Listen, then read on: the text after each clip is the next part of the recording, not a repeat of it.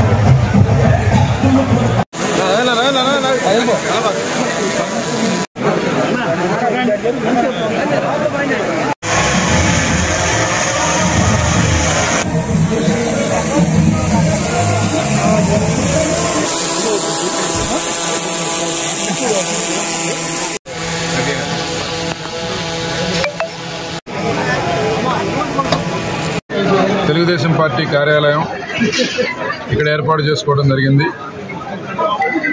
నందమూరి తారక రామారావు గారు వారు పేద ప్రజల అభ్యున్నతి కోసం, బడుగు బలహీన వర్గాల అభ్యున్నతి కోసం, ఆంధ్ర ప్రజల ఆత్మగౌరవాన్ని నిలబెట్టేదానికి, అలాగే మన హక్కులకే, మన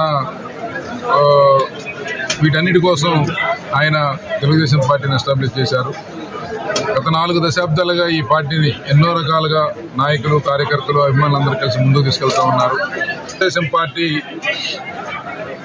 కార్యకర్తల యొక్క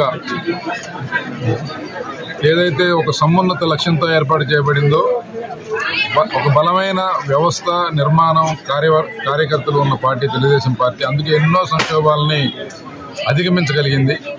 అలాగే ఈరోజు రాష్ట్రంలో ఉన్న పరిస్థితుల దృష్ట్యా ప్రతి ఒక్కరూ కూడా బాధ్యత కలిగిన ప్రతి పౌరుడు ఈరోజు ఆలోచిస్తూ ఉన్నాడు. గత 4 సంవత్సరాల 9 నెలలుగా ఈ రాష్ట్రంలో అరాచకపు పరిపాలన రాజ్యం వెళ్తూ ఉంది. ఇంకా 80 రోజుల్లో ఈ ప్రభుత్వం పని అయిపోతూ ఉంది. ముఖ్యమంత్రి పదవి ఊడిపోబోతూ ఉంది.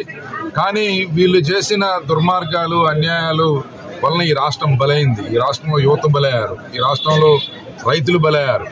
ఈరోజు రైతులు పంట వేసుకుంటే ప్రకృతి వైపరీత్యాల వల్ల ఇబ్బంది జరిగితే కనీసం పలకరించిన నాదుడు ప్రభుత్వం, ఒక ఆఫీసర్ వచ్చి పలకరించింది లేదు, ఒక నాయకుడు వచ్చి సహాయం చేసింది లేదు. అయినా సరే వాళ్ళు కష్టపడి కింద మీద పడి పంటను బతికించడానికి ప్రయత్నం చేస్తే ఇప్పుడు కనీసం ఒక తడి నీళ్ళు ఇవ్వలేని అసమర్థ ప్రభుత్వం ఈరోజు రాష్ట్రంలో సిగ్గుపడాలి.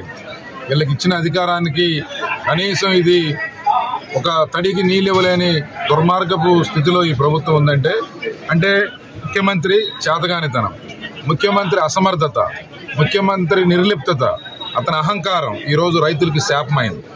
కారంచేడే కాకుండా ఇక్కడ ప్రకాశం జిల్లా వ్యాప్తంగా, ఇటువైపు గుంటూరు జిల్లా వ్యాప్తంగా కొన్ని లక్షల ఎకరాల్లో ఈరోజు పంట ఉంది.